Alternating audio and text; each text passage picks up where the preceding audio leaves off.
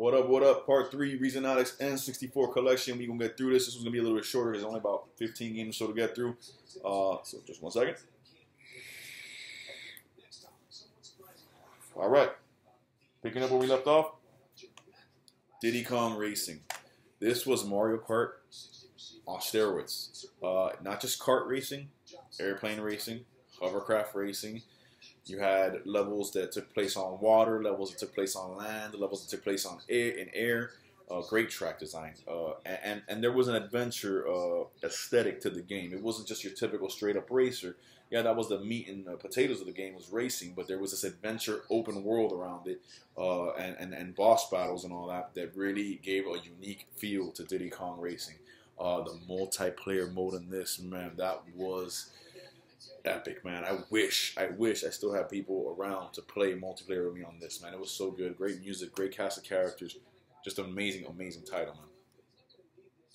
Next, the original Extreme G. Like I said, futuristic racer. These bikes, if you look at it, they look kind of like the two-wheel bikes from Tron.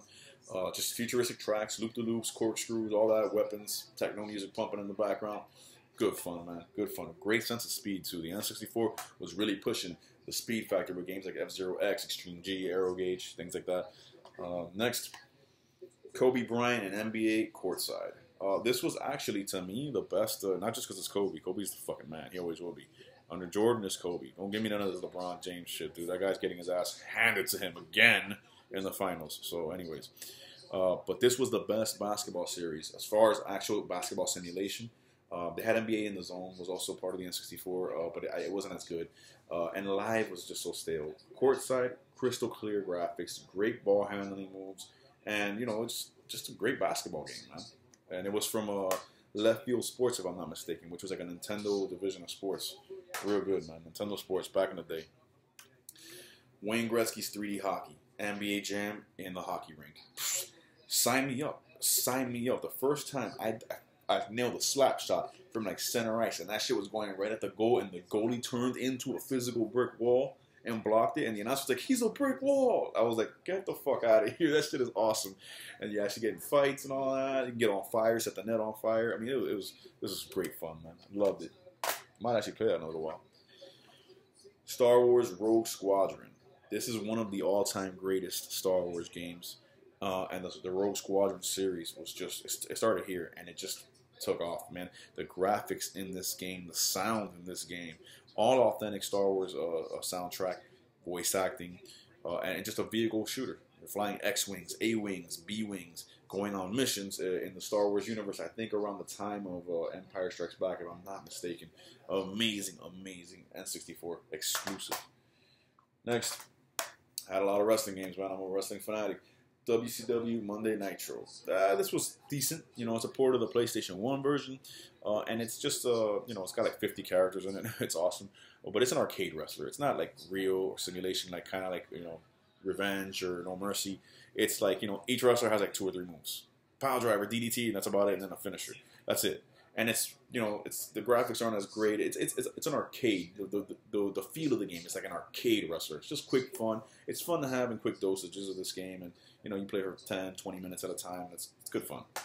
Next, back at this time, this was the father of all fighting games. Mortal Kombat Trilogy. Every single character, stage, and fatality that had ever been featured in a Mortal Kombat game was wrapped up in this. Part 1, 2, 3, Ultimate, all of them together in this cart. Awesome. Awesome fighter. Love it. Next, another great game from Rareware. One of their hidden gems. A lot of people don't really know that much about this game. It is super fun. Blast Corps. Just a demolition game. Best way I could put it. Kind of some puzzle solving elements in there, but you're basically trying to destroy stuff with a variety of amazing destructive demolition vehicles to clear a path for this nuclear tanker that's just rolling and it can't stop. And if it hits anything, nuclear winter for the entire world. So it's super fun, super crazy story. It's just great, man. I love it. Rare was banging it out. Speaking of Rare, banana cart and everything. Donkey Kong 64, one of the biggest games I have ever played. I never even beat this. I'm playing through it again now, and I'm actually getting to places I never got before as a kid. Amazing 3D adventure platformer. Some people didn't like this, and to them I say, to each his own. You're fucking crazy, because this is Donkey Kong in 3D. This was phenomenal. And all the cast of characters you could pick at, the personality the game had, the world design, how big it was. I can understand people that don't like collectathon games like BanjoKazooie and stuff like that, hating this game because of all the collectibles and all that you had to collect to progress through the game. But dude, it is what it is, man. I fucking love it. Next, my favorite Star Wars game of all time. Star Wars Shadows of the Empire. This was a great, great game. Mixed a myriad of genres, from third-person action shooter to first-person vehicle to third-person vehicle. I mean, it had everything. And you play as a mercenary named Dash Rendar. It's a character from a side story, a side universe in the Star Wars universe. And you play through the time of Empire Strikes Back. So you got the Battle of Hoth, you got the asteroid escape, you got a freaking boss battle with Boba Fett and the Slave One. That shit was epic. Flying around the jetpack and Gal Spaceport, going toe-to-toe with Boba Fett. That was the shit, man. I love this game. The Mos Eisley, the Beggar's Canyon speeder bike level. Man, this was awesome, man. This is a great, great game. Next, another rare classic, man. Jet Force Gemini. Third-person action shooter in an alien world. You know, you're battling these alien bugs on these different planets and trying to save these little bear people that look kind of like the Ewoks in Star Wars. Just great, great game. Great gameplay design. Great graphics. Great, man. It's rare in N64. Again, rare. Best first-person shooter of all time. 007 GoldenEye.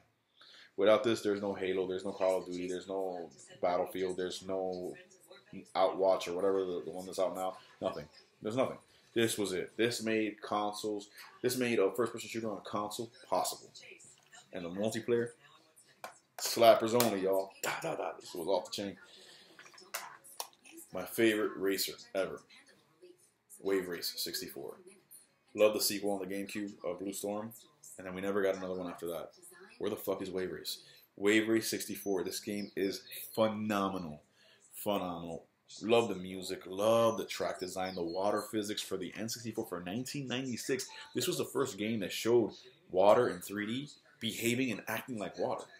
And when you race, you really felt like you were on these jet skis bouncing across the water. It just, the control in this game is... I had this for Christmas, launch year with the N64. That Christmas, I had this game, and I think it was just this game. This is the first game I ever got for the N64. And then after that, I got Mario and Pilot Wings, and oh, man, I love it. Next, the sequel to BanjoKazooie, BanjoTooie. This game was massive. It's even bigger than the original Banjo. It's right around the size, maybe a little bit smaller than Donkey Kong 64, but just massive. I never beat it, but I got very far into it, and it was just great, man. It's just more Banjo goodness, man. Awesome. Next, WWF No Mercy. One of the greatest wrestling games of all time. Some people consider it the best. I think Revenge is better, just because, and that's just a preference thing. WCW versus WWF, you know, I picked WCW. But this is an amazing, amazing wrestler. Great multiplayer game. Create a character. All of that, man. N64, bro. Beetle Adventure Racing. Unique little racer with the BW license, which I thought I wasn't going to like it because it's all Beatles. And I didn't love it like everybody else seemed to, but I did find a very unique, very deep racer in this game. Some imaginative track design.